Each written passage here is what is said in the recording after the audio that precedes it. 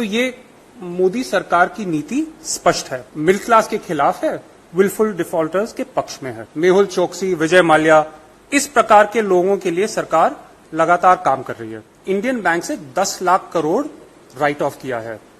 इसकी recovery rate कितनी है?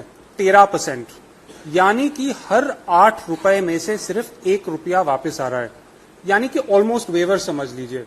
सरकार की नीतियां ऐसी हैं जिससे विलफुल डिफॉल्टर्स को बढ़ावा दिया जा रहा है और जो धोखा कर रहे हैं हमारे पैसे के साथ, बैंकों में हमारा आम जनता का पैसा है, हमारे पैसे को कुछ चुने हुए मित्रों और धोखा करने वालों पर न्यौछावर किया जा रहा है।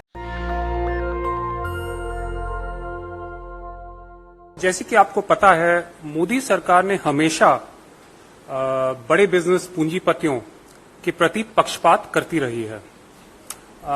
इसका सबसे बड़ा उदाहरण अडानी ग्रुप है, जिसे लेकर हमने हम अडानी है कौन सीरीज के माध्यम से प्रधानमंत्री मोदी से अनेक सवाल पूछे, 100 सवाल पूछे, अभी तक उनका कोई जवाब नहीं आया है। लेकिन जैसे विनीत जी ने आपको अभी बताया, एक RBI, reserve bank of India की एक नई पॉलिसी आई है और उससे पता चला है हमें कि जानबूझकर ऋण न चुकाने वालों और धोखाधड़ी करने वालों, यानी कि विलफुल डिफॉल्टर्स एंड फ्रॉडस्टर्स को एक मुक्ति का रास्ता दिखाया जा रहा है, उनको क्लीन चिट दिलाने का प्रयास किया जा रहा है। 8 जून 2023 को आरबीआई ने एक framework for compromise settlements and technical right offs के तहत निर्देश जारी किए।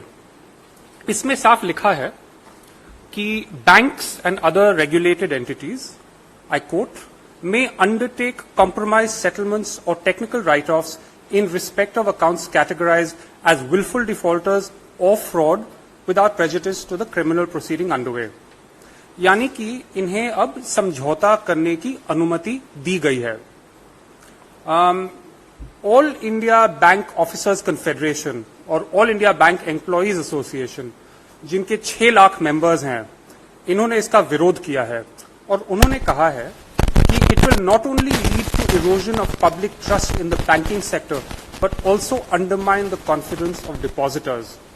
उन्होंने ये भी कहा है कि such leniency serves to perpetuate a culture of non-compliance and moral hazard, leaving banks and their employees bearing the brunt of the losses.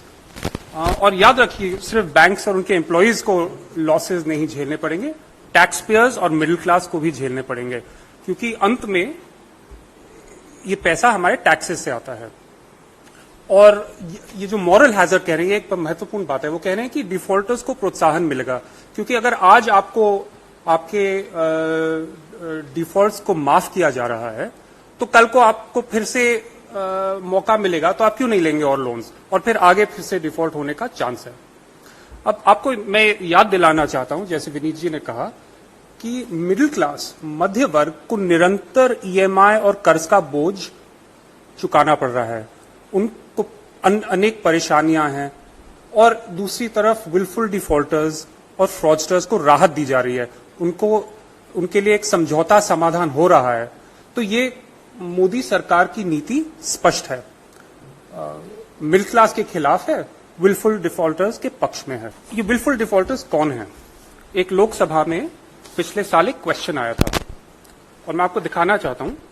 ये टॉप 50 लोन डिफॉल्टर्स की लिस्ट है सरकार के अनुसार। इनका कुल ऋण 95,000 करोड़ से ज्यादा है और पहला नाम आता है गीतांजलि जेम्स लिमिटेड। ये है मेहुल भाई चोकसी की कंपनी। तो जैसे कि विनीत जी ने कहा, नीरव मोदी, ललित मोदी, आपको पैटर्न दिखाई दे रहा है, मेहुल चोकसी, विजय माल्या, इस प्रकार के लोगों के लिए सरकार लगातार काम कर रही है। अब हम जानना चाहते हैं कि 2 साल पहले आरबीआई की पॉलिसी में स्पष्ट था, लिखा हुआ था कि विलफुल डिफॉल्टर्स और फ्रॉडस्टर्स को शेयर बाजार में जाने की अनुमति नहीं मिलेगी और फ्रेश लोन्स लेने की अनुमति नहीं मिलेगी। अब सरकार ने ये नीति बदल दी है और इनको खुली छूट मिली है फ्रेश लोन्स लेने के लिए। जो पॉलिसी है आरबीआई की पॉलिसी, उसमें साफ लिखा है कि after a 12 month cooling period these defaulters and fraudsters will be permitted to raise fresh loans. तो सवाल उठता है कि क्या भाजपा इन धनी फाइनेंसर्स को अपने फाइनेंशियर्स के क्लब में फिर से शामिल करने की कोशिश कर रही है? ये क्या चुनाव से संबंधित है? मैं आपको एक दो आंकड़े आपके सामने पेश करना चाहता हूं। जो फ्रॉड और विलफुल डिफॉल्ट्स का आर्थिक बोझ है वो इस देश पे भारी पड़ा है। बैंकिंग फ्रॉड्स अब यूपीए के शासनकाल के मुकाबले में बैंकिंग फ्रॉड्स मोदी सरकार के समय 17 गुना बढ़े हैं। 2005 और 14 के बीच बैंकिंग फ्रॉड्स लगभग 35,000 करोड़ थे। 2015 और 23 के बीच ऑलमोस्ट 6 लाख करोड़ तक पहुंच चुके हैं। और टॉप 50 विलफुल डिफॉल्टर्स की तो लिस्ट मैं आपको दिखा चुका हूं। अब जो लोन वेवर और राइट ऑफ का सवाल है, कई लोग कहते हैं कि write off and waiver is not the same thing, लेकिन अगर आप देखें पिछले 5 साल में 2017 और 2022 के बीच इंडियन बैंक से 10 लाख करोड़ राइट ऑफ किया है। इसकी रिकवरी रेट कितनी है?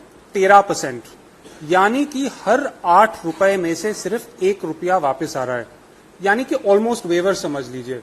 अगर ढंग की रिकवरी हो रही होती तो कह सकते थे कि वेवर के बराबर नहीं है, लेकिन आंकड़ा साफ दिखाई दे रहा है कि 8 रुपए में से सिर्फ 1 वापस आ रहा है।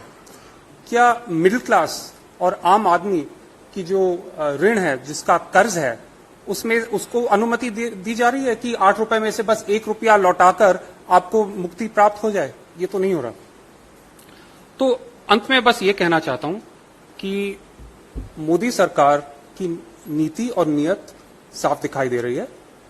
मध्य वर्ग और आम आदमी को ऋण और कर्ज का बोझ झेलना पड़ रहा है और भगौड़ों, विलफुल डिफॉल्टर्स और फ्रॉडस्टर्स को समाधान समझौता दिया जा रहा है और उनके लिए मोदी सरकार लगातार काम कर रही है। अमिताभ जी ने आपको बताया